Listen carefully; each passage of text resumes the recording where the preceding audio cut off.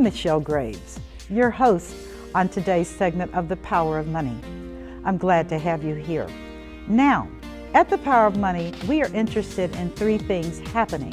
First, we want you to get the necessary education so that you and your family can make the decisions that will impact positively on you in your financial life.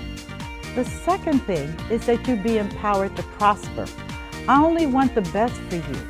And you can only get that if you have education and then the drive to make it happen.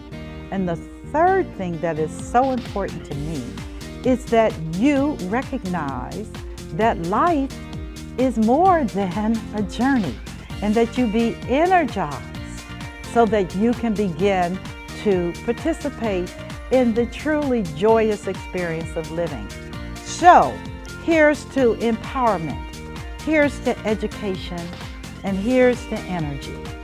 I'm Michelle Graves, your host, Power of Money, and here we go. And welcome to today's segment of The Power of Money. I'm your host, Michelle Graves, affectionately known for the last 30 years as the Money Lady. And we want to thank Think TV out of Dayton, Ohio, and the Public Broadcasting System, PBS, for allowing us to rebroadcast this remarkable segment on my next guest, Frances M. Turner. An amazing and remarkable woman whose expertise and whose gifting has so captured the hearts and the minds of people all over this country and world for her creativity in the area of doll making. Whatever you thought about doll making, just forget it, because she brings to the table culturally just some attributes that are profound. And I fell in love with her dolls, and thus began the quest for me to try to find Frances M. Turner, our next guest, who I call the phenomenal doll maker. So without further ado, I'm going to go on and introduce you to my guest, Frances M. Turner, who is based in Dayton, Ohio, but is all over with her dolls and her creativity, of which we have one of her creations right on the studio set today. And again, you'd have to be sitting in my chair to appreciate the craftsmanship and the beauty of this doll. So, good morning. Good morning. I'm so glad to see you face to face. Oh, thank you so much. You It's have, a pleasure to be here. I'm glad you're here, and it has certainly blessed me. Why don't you tell me a little bit about this doll before we get into this interview? He is a depiction of a king in a time when Africa was known as Timbuktu. They were brothers. Didn't bring the brother today, but they ruled sister cities, and they ruled with a sound hand. And at one time, they were warring brothers, but even with that, they were always family. And family came first, even with adversity.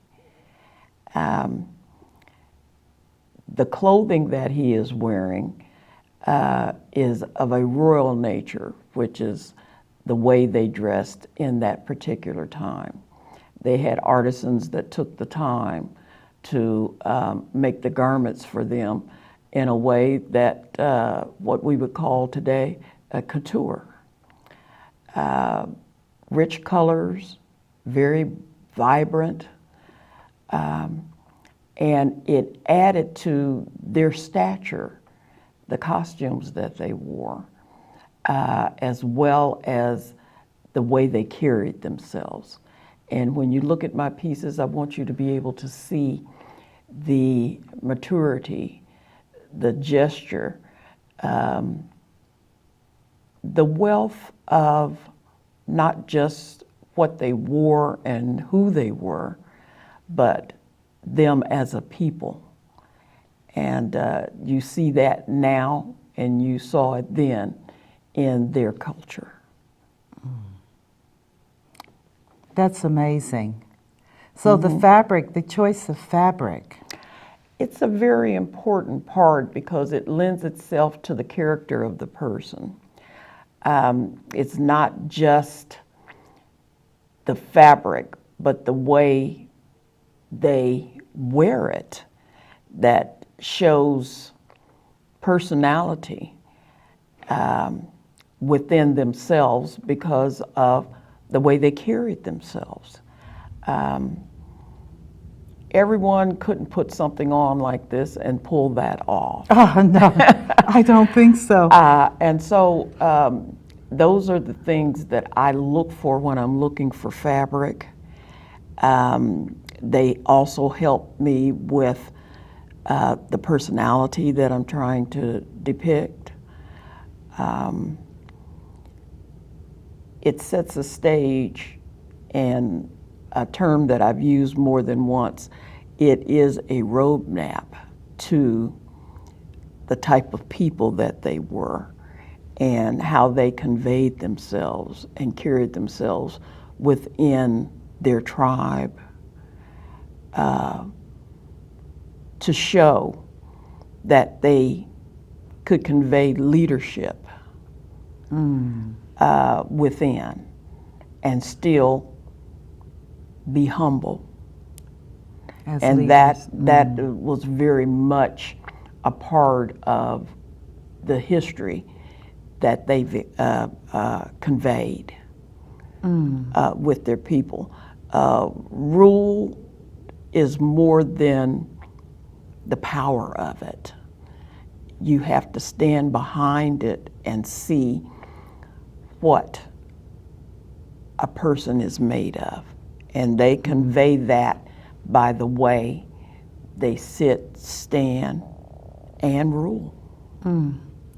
How did you, this is so profound, this conversation about leadership and how you looked at that construct in terms of developing the character of these dolls, which I really feel that's not even giving proper honor to these statues. Not as much as I would like to be able to convey, but because you're looking at them in silhouette and you don't actually see facial features, it's the lilt of a head. It's how a head is raised and that chin is up, and you see the nose, how prominent it is, because he holds himself in a way that lets you know the strength behind the look, the way he sits, the way he holds his arms, crosses his leg. All these things lends itself to character. And when you see that, you don't necessarily have to see a facial feature to know the bearing that this person has. Because when you look at that particular doll, it just conveys immediate elegance and respect and even power, which is, this is a powerful construct. Yes. I mean, when I saw you on PBS and I saw these creations coming out of your mind, and now we get to watch them, it grabbed my attention. Well, It grabbed my attention, Ms. Turner. It just did. It grabbed my attention.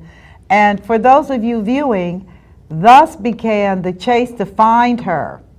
Because believe me, she's not an easy person to find. And I want to again thank Think TV and PBS, because I started with PBS and worked my way up the food chain or however to try to find her. She is not a person you're going to bump into. But she is a precious gem that we need to know about. And this is why I was so delighted to be able to put her on our viewing stage and let our audience enjoy what she is about as a person. There are some remarkable women out here who are doing awesome things, and Frances M. Turner is one of them. So do you have an idea in your mind before you do this? To start with, especially if I decide that the piece that I'm going to do is real. Is real. Is real. I do a background on fabric. Sometimes if I've heard about a particular person, it makes me want to search a history out so that when I'm talking about a figure, it is real to me because it does have a history in its culture, the garments they wore, the things that they did in life. And I do see my pieces as real, which is another reason that the silhouette is most important to me, and the actual richness of the color of black. And when I see black, I want to be able to look at it and see the depth that it has. It's not a surface. There are dimensions to it. And I want you to be able to see more than just the outward character of the person, and that he has a history and a base.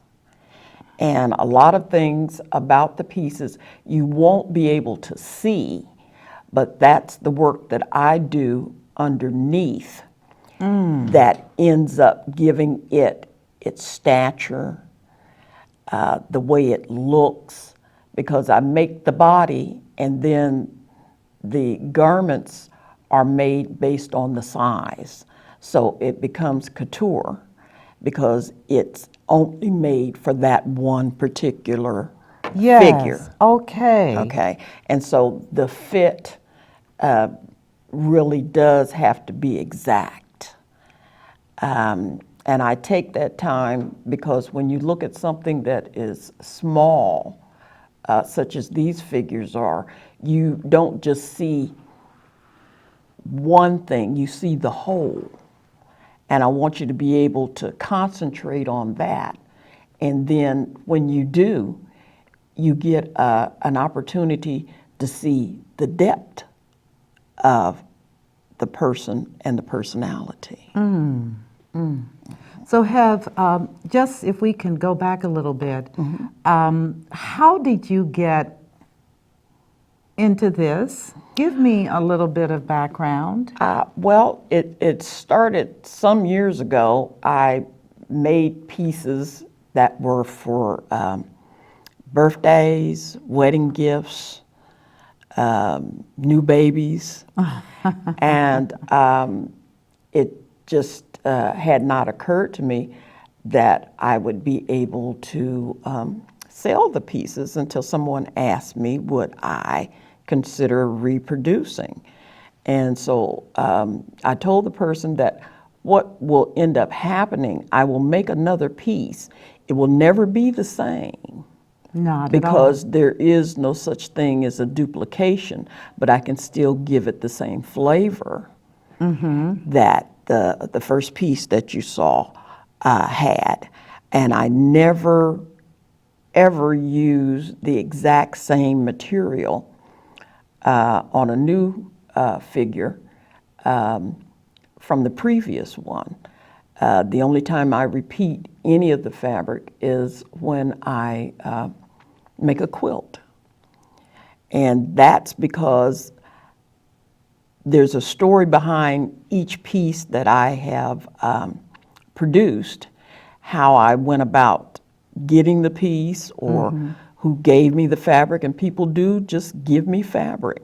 And I don't say that I'm a hoarder, although I do have lots of fabric. I bet you do. But what happens is there is a story behind each piece that someone gives me. Who gave it to them if they lost their grandmother and they went through things and felt like it might be something that I could use. Okay. And the same thing comes across when I'm looking for findings, which is jewelry or buttons, seed beads I use a lot of. And everything that I use, I want it to be of a natural fiber. Okay, no synthetics. No synthetics. Right. I prefer 100% cotton, and if it is a blend, then it's a blend of cotton and silk. I was going to say, I love silk. Silk. And the feel of it and the look of it is what I'm looking for. I do quite a few things in mud cloth as well. And so I go far afield looking for materials that speak to me. And when I finish a piece, I may not completely finish it, leave just a couple of things undone so that I can look at it and take it in before I completely finish. Because sometimes it speaks to me in a way that lets me know that that's not just right. And the other thing that in practice that I do is once I draw a piece, it's one-dimensional, and I need it to be 2 to 3 dimensions. And so sometimes I may have to actually make the piece to find out whether or not it is what I want. Okay. Very hard to decide that I need to take all that loose and I start was over. going to say, no. And start over. But starting over is a way to teach yourself and to learn what's correct for your piece. Never, if you decide to do work, never see it as a failure. Just see it as a way of looking at it differently. Okay. It encourages the work that you do, reinforces it, makes it finer, and it gives it what it needs, that final push to let you know that it's ready to be presented to the public for So- people to see. So, how long have you been sewing? I've been sewing since I was 8 years old. Oh my goodness. And I learned to sew by watching my mother. She had a treadle. Okay, And I so- remember the treadles. So Yes, I do. you could only sew as fast as you could pedal. Yes. And so I truthfully didn't even recognize how much I was learning from her just by watching. And so when I wanted to continue with it, she says, I better teach you a little something so you don't tear my machine up. Sounds like my mother. And where we went to school, we couldn't do home ec until 9th grade. Right, okay. So by the time I actually got a chance to go and have an instructor, teacher in the home economics department, I already knew a lot of things. But most of what I learned, I didn't realize I was going to be able to replicate some of what I was taught. But we were taught the very basics of sewing, enough that we could even shrink our own wool to make a tailored suit for our senior year, because I was a member of FHA. And so what I learned from them was astronomical, and I never thought I'd use it ever again. when they were teaching, I saw it as, there's no need to go that far with it. But once I got started, I found I had a tremendous passion for it. So I took home ec all 4 years in school. And I end up having to raise my 2 sons on my own. And once I was divorced, I just didn't have the money for daycare and other things like that. And so I fell back on what I knew. It was a hobby, but all of a sudden I needed it to be a profession. Yes. And so I started sewing for people, doing light repairs, learning how to make clothes for my children, coats and other things like that. And because of that, I formed an eye for fabric. And I always had a tremendous imagination. And I took both those things and used them to make a living for myself, for my children. Once they got old enough to both be in school, I said, well, now it's time for a out-of-the-house job. But before that, I was self-sustaining. Okay, in your home, in my sewing home. for people. And I did. Incidentally, not to interrupt, but that is a profession that needs to resurrect, Ms. Turner. It really does. Because I have things that have to be fixed, and it's very difficult today to find people that do what you did. Well, the thing about it is there are a lot of people that sew, but you have to do more than sew if you decide to make it a profession. And you want whatever it is that you do to be recognizable as yours. Your footprint. Yeah, right. That I'm the only one that's doing it quite this way. I worried about that in the beginning, about whether someone was going to try to take my designs. But a friend told me that no one will ever be able to create what you create. There's always going to be facsimiles of things, but the original is yours. I would have to agree with that. And that is something that no one else will ever be able to duplicate. Because I'm looking at that, and I'm looking at all the detail, because I sew, and I too learned to sew at about 8. Yeah.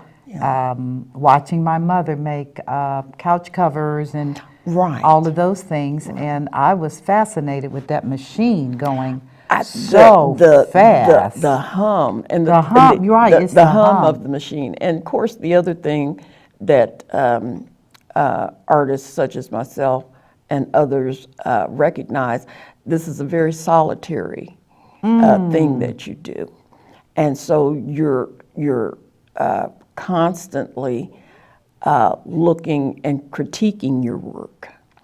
Others don't have to do it for you, but sometimes they do. And that used to bother me, but then I recognized later, if I was doing a show, because you're kind of invisible when people walk by your table, it gives you what you need, a critique. You give yourself one, but you always need someone else to give you a critique so that you can recognize when you need to improve what you're doing or go a different direction. And this is what I found in teaching myself the craft. You never assume anything. You don't assume that it is the best, because at one time I didn't know I was an artist. I felt like I was. The work looked like it. And that's when I decided that festivals were not going to be the only thing that I wanted to do. I wanted to show in galleries. Oh, that's definitely And, a gallery piece. yeah, I mean, I know you know that.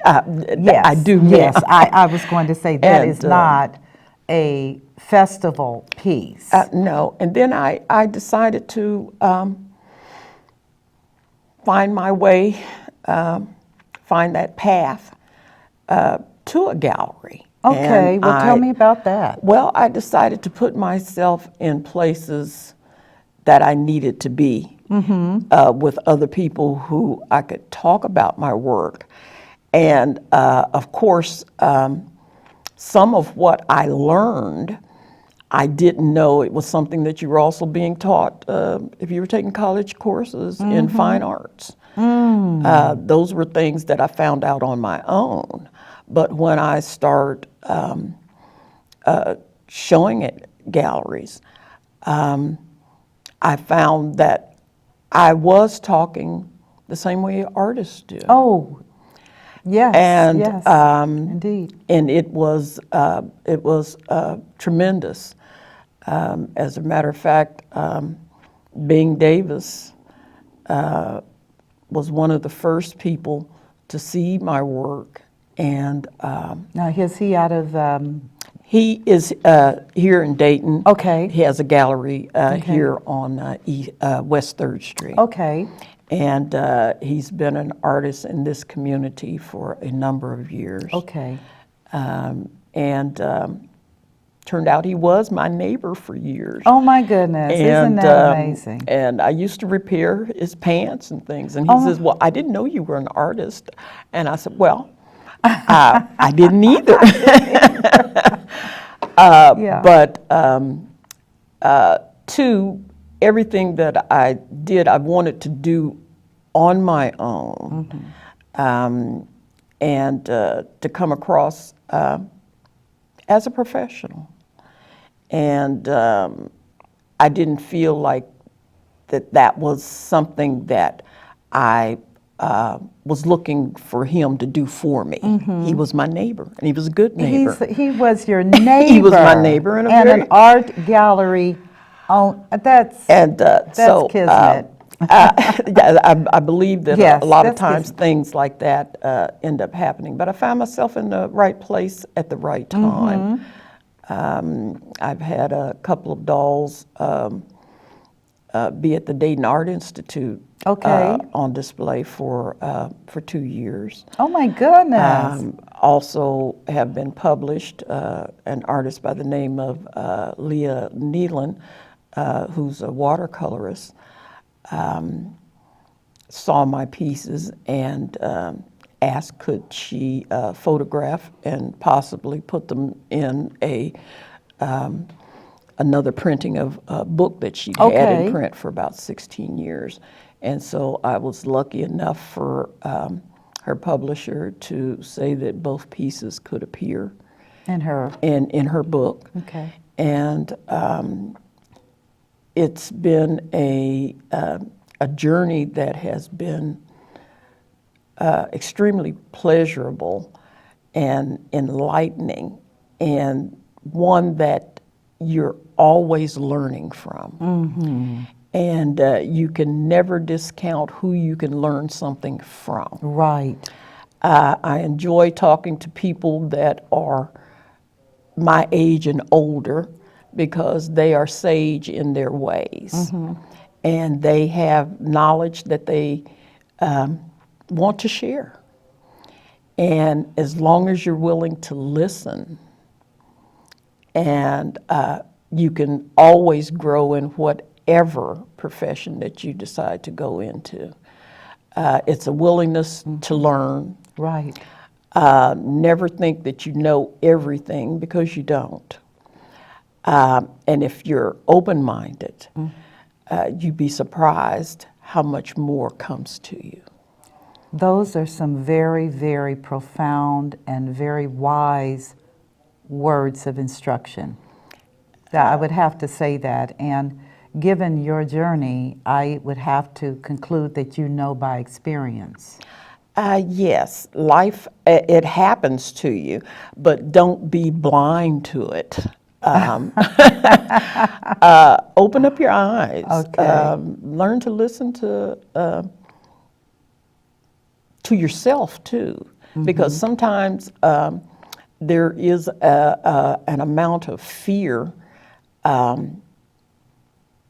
becoming successful, being able to replicate it more than once. And I've had some times where it seemed hard to kind of grasp an idea, and it almost seemed like it was something that might be beyond me. But then it came to me what I needed to do. Even in a dream, we keep paper beside the bed so that you can write things down, because the minute you wake up, it starts to fade. Yes. It starts to fade. So you write the high points down, and that way you can come back to it. It may not come back as complete, but sometimes it does, because we have reoccurring dreams that our subconscious holds on to. Yes. And I also found out, regardless of how grand anything is, it's always your home base. It just gets bigger when you dream, Yes. but it's always home. And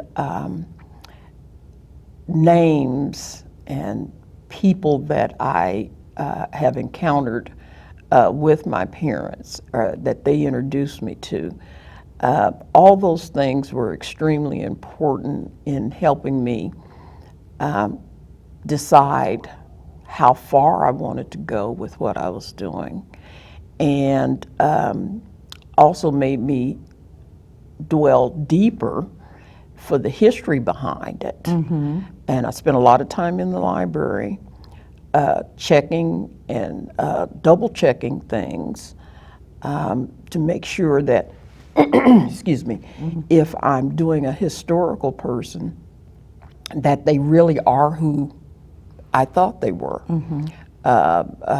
Checking their ancestry.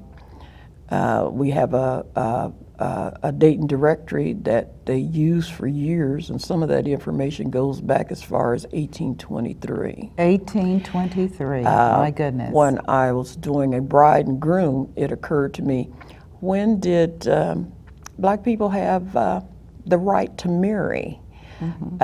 They jumped the broom, but that Right. was still something that whoever their owners were allowed. Right.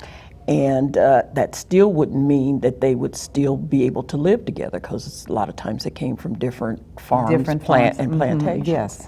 But here in the city of Dayton, the first marriage license that was issued in 1865. And it was handwritten. They hadn't had a chance to print them. And for your nationality, they wrote colored Okay. on the marriage license. Okay. And the first people that married, they married October 31st, 1865. October 31st, 1865. And the thing about it is, you know, people talk about that there's no commitment, this extreme commitment in the Black community as far as family and marriage. They just weren't allowed to. Well, you know, it's interesting when we talk about the myths and the misrepresentations as it pertains to the African American culture in the United States. Yes. And that is that our people came from Africa. And Africa has a long, long, long history of family Family. and continuity. Yes, very much so. Not only in the dynasties of the kings and queens, but in their population I know for myself, and I shared this over the years, please don't make assumptions based on the filtering of a Western culture Right. that does not esteem family. And if you really want to know, you've got to go back to the root. You've got to go back to where it began. And family, to me, it's how I was raised. Family is essential. Essential, particularly as you grow older. Very much And when you realize that that's really all you've got. Yes. And sadly, in our culture over here, which is, I say it's an anti-human culture, because families are scattered. You see your parents in many homes once a year. That is not acceptable. Yeah, and you know, I come from a kind of old-fashioned upbringing.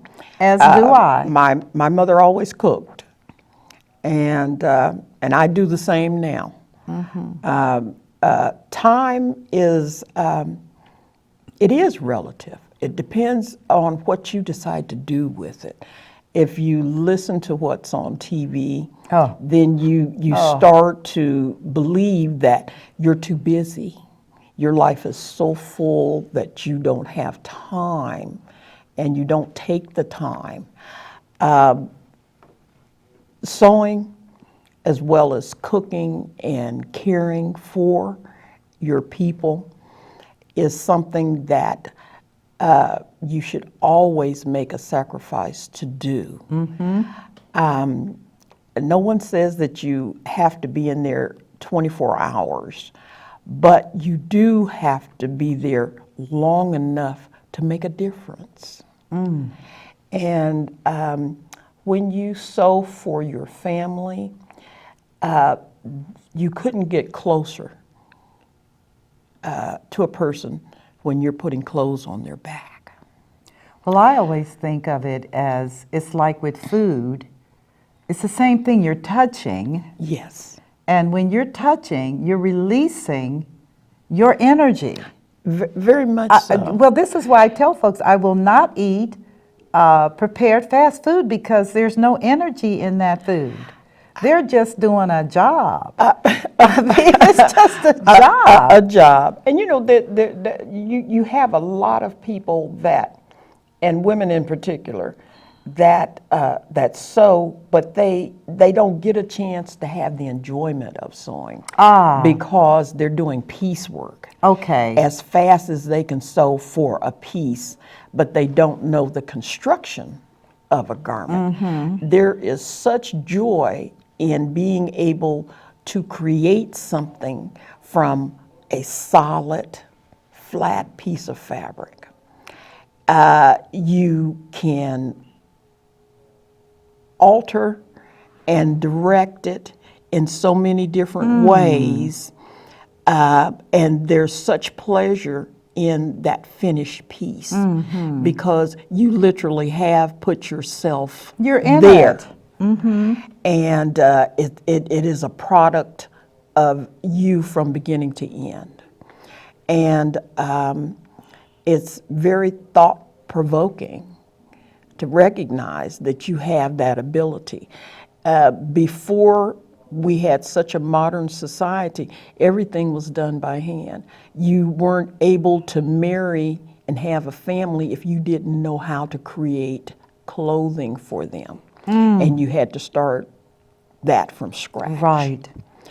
And so there was a tremendous amount of caring and love and appreciation when you did that for your family. Some of that needs to come back just a little bit to let I think people it needs to come know back, period. that you are valued when you're Yes. taken care of. Yes. And you feel valued. you feel valued, and you become a kinder, gentler person because you do know how to work with your hands. Yes. And it's not just a question of shaking someone's hand. When you really care, I shake your hand now. but I also clasp it Yes. to let you know Yes. that it has meaning. Yes. It has true meaning. Yes. Yes. And so the things that you do for people and for yourself are enlightening in that way. And so this journey that I have been on is such a passionate one. And it literally is everything to me. And I never would have thought that it would end up being that close and that at one time I thought was difficult, or that I was doing something that maybe might not be able to feed me or take care of me, but I found out that it was the very thing that provided for myself and my children, and it provides for me today. And it is as amazing as it ever was from the beginning to now. And I look forward to it because it is a mainstay. It's a part of me. And so anything that you see that I have produced, it's not just a figure, it's not just a doll, but it's also a part of myself. That is truly why your pieces are such profound works of art. Thank you. I have to say that. I'm an art lover. Real art. Oh. I don't do store art. I mean, when you see a painting or this type of a mural or something like this, which is three-dimensional, Yeah. three-dimensional art, it captures your attention. That's why I shared with you when I saw you on PBS, I sat down. I actually stopped what I was doing and I said, this is amazing. Oh, yeah. And the one picture of the bride you have, is she still available? Well, she was, Oh, but no. not at this particular Not at this particular time. time. That she was. That But, bride was absolutely Oh, thank you. exquisite. The detail. Well, you know, it's as I say, what happens, the basic from the actual body before the garments are put on. But I line the pants. I put You pockets. line I these- line the pants. I put pockets Oh. in because you can tell when it's just a shell. When you can see the detail, and it looks like something, and that's what people do come to me and say, well, can you make me an outfit like that? Okay, it's real, Yes. and everything about it gives that figure a personality Yes. Yes. and a style.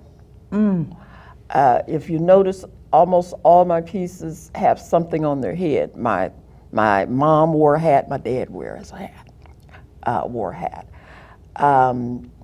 I was influenced with PBS from the beginning. I was extremely interested in the Edwardian period. So the bigger cuffs, Yes. collars, cravats that you see my pieces wear, that's where that came from. Okay. My parents are from Louisiana, so some of the pieces dress like Creole servants. But if you trace that back, it's the same garments that they wear in Ghana as well. Well, see, that's where I was saying that the connectivity between our being here and our DNA, and viewers, be clear, your DNA is not an abstraction, it's real, but our DNA coming from where we came from. Yeah. It's in us. It really It is in us. Your attraction to color, Yes. vibrance, Yes. and that is that life force that's Yes. within, and it wants to show itself. Well, I'm saying today, I said, here I go, with these bright colors, which I love and which are a part of Africa as well as South America. Yes, very much so. Yeah, which again, they come from Africa because South America was a part of Africa before the flood. And so it's the acknowledgement and even the exclamation point, as I say, when we look at these kinds of pieces. So where are you going? Because our time is winding. I know it goes very fast and you have so much to give. So where are you doing next? Next, I'm working on some pieces for the Dayton skyscrapers. The skyscrapers are not buildings, but they are the stature of people in our community that has risen from the ground up in the deeds that they have done for this city. Oh my goodness. And Paul Laurence Dunbar was the first thing I did in praise of Paul Laurence Dunbar with Bing Davis and the skyscrapers. Yes. And so every other year we do Visual Voices and the Dayton skyscrapers. And they are, as I say, are people who have risen to a tremendous stature in our community. In past years, we've done Curtis Barnes, Senior. There has been statues and other things made with Una Thompson and Reverend Thompson, Jesse Gooding. We did Visual Voices for the Funk here in Dayton with the Ohio Players. Oh my gosh. And there was a concert, and living members of the Ohio Players came, and there was a concert that was given at the Schuster Center. And so there's been all different types of acknowledgments of people who have worked here in the city. Risen to greatness. And risen to greatness. Listen, and it's just been a joy. Can you believe this woman? Viewers, our time is up. Introducing you to my guest today, Frances M. Turner, who is an artist who uses her gifting to do phenomenal pieces of art in the form of dolls. But not dolls, but replicas of humans at a time in history. And so I thank you for being a part of this experience. Hope you will look her up, watch that video. It's on internet, PBS, Frances M. Turner, doll maker, and just fall in love. I can't say any more because it's been a remarkable experience for me. But I want to close out today's episode and thank again Think TV, PBS, and of course our beloved Frances M. Turner, who is God's gift to us at this time in history. And boy, do we need Frances M. Turner to show us what love looks like. Thank you so much for being a part of my world. And I look forward to seeing you again and having you be a part of that world. God bless you. We'll talk soon. Goodbye. Thank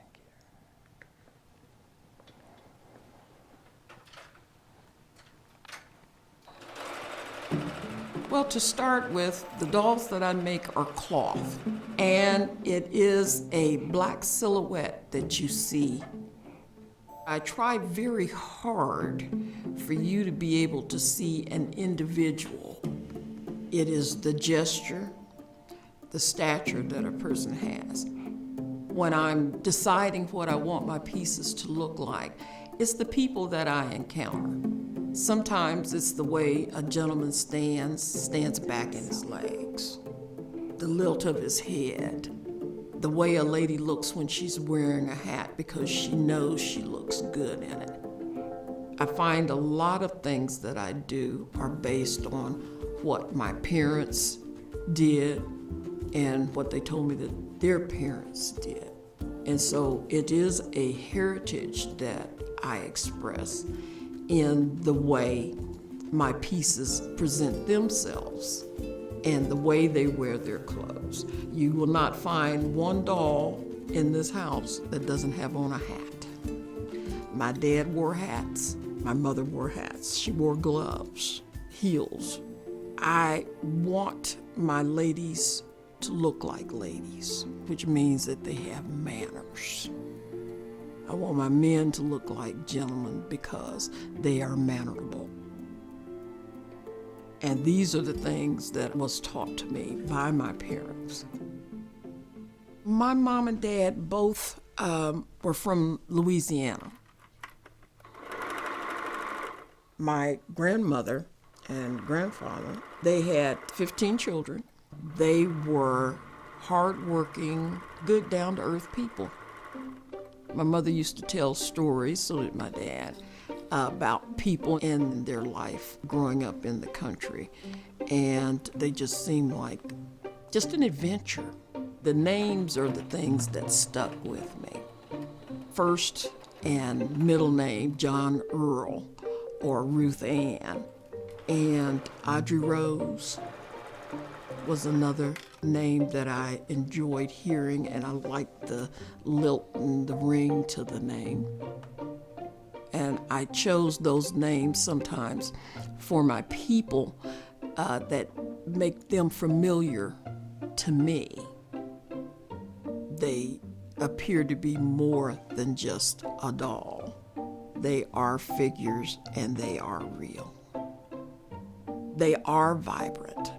They are alive. They speak to you. And they speak to you in a lot of different ways. I work at price stores and I work on tuxedos. And I have done that for the last 25 years. And it does not get old. There are a lot of weddings, funerals, special occasions. But once all that is over, that garment eventually finds its way and it's retired. And once it's retired, then it finds new life with me to become whatever it is that I want it to become and still look alive, youthful, adventurous, exciting.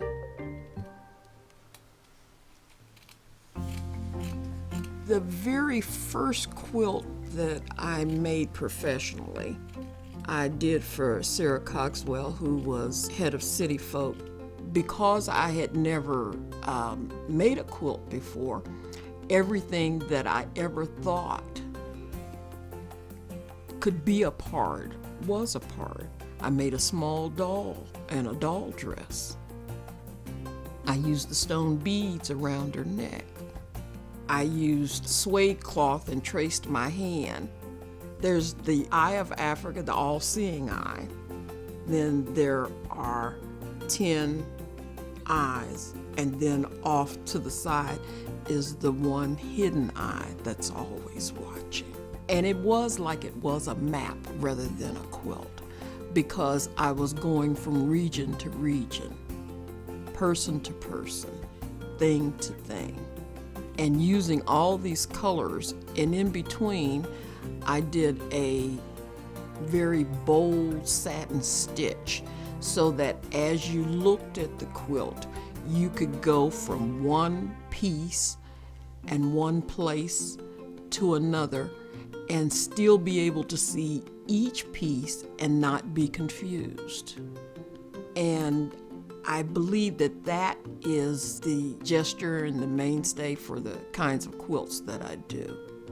I've got a lot to say, and I want you to be able to go from one part of that conversation to the next and not lose anything in between. I am an artist, and I like the idea of saying that I'm an artist. It has been a journey that I have enjoyed immensely and look forward to every moment that I get a chance to do it.